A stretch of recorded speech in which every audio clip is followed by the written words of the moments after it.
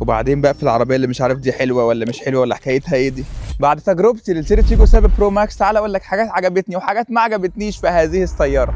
عجبني جدا الانتيريور بتاعها، هو شبه الاريزو 8 اللي كنت لسه بجربها، بس ده عجبني اكتر كمان، وده بسبب البلاستيك اللي شبه الكربون فايبر اللي مغرق العربيه. متفاهم لو حد جاي من باك جراوند مرسيدس او بي ام ممكن يشوفها بيئه شويه، بس هي حلوه ما تتفزلكش. والفتيس الكريستال اللي عليه نمر، معرفش النمر ده بيعبر عن ايه بصراحه، غالبا جايبين محمد امام الكامبين الجاي. والمرايات بتاعتها اكنك في هشام ربيع، من حلاوتها تبقى عايز تحلق في العربيه. امبينت لايتس هاديه كده مريحه للعين ومكمله ورا كمان. عجبني مساحتها، واحده من اكبر العربيات الاس يو في الفئه بتاعتها، وده مترجم في الشنطه الكهرباء اللي مساحتها 475 لتر. ومساحه الكنبه اللي كويسه قوي برضه زي ما انتم شايفين كده. عجبني التجهيزات بتاعتها، عدسات ديجيتال، ابل كار بلاي واندرويد اوتو، وايرلس تشارجر، كراسي جلد كهرباء، سقف بانوراما، كاميرات 360، فالدنيا حلوه يعني. بس ما فيهاش انظمه اداس، وبيني وبين كل واحد زهق من انظمه الاداس. عربيه ايه اللي تسوق نفسها في مصر؟ الناس شخصيا عارفه تسوق. عجبني شكلها احلور على التيجو 7 برو العاديه، انوارها جميله، الشبكه كبرت قوي، وفيها الليد بار الشهير اللي بقى في كل العربيات تقريبا. برضه عجبني خاماتها، الازاز دبل فده محسن العزل بتاعها، ومن جوه سوفت تاتش، بيانو بلاك، جلد. عجباني الصراحه. طب ما العربيه حلوه اهو، امال ايه اللي ما كانش عاجبني؟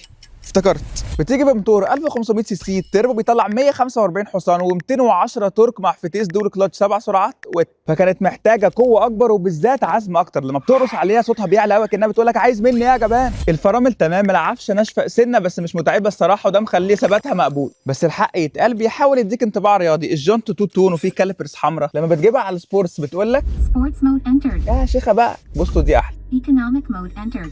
اهو كده منطق. نفس مشكلتي مع الاريزو 8، الشاشه بعيده، ودي عربيه عائليه فغالبا الرشاقه في الناس اللي سايقاها مش تبقى احسن حاجه. ونسيت اقول لكم استهلاك البنزين باين عندكم 9.4، بس ده عشان انا معظم الوقت قاعد ومدور العربيه، لكن انا شفت 7.5 و8. استهلاك بنزينها متوسط مش وحش. فما انا غير ما اطول عليك قول طول ابو الصفاصيف، لو عايز عربيه عائليه اس يو في ويهمك الاوبشنز والدلع والشكل اكتر من الاداء فهتحب العربيه دي جدا. وسعرها وقت تصوير الفيديو اول فئه 1,180,000 وتاني فئه 1,280,000.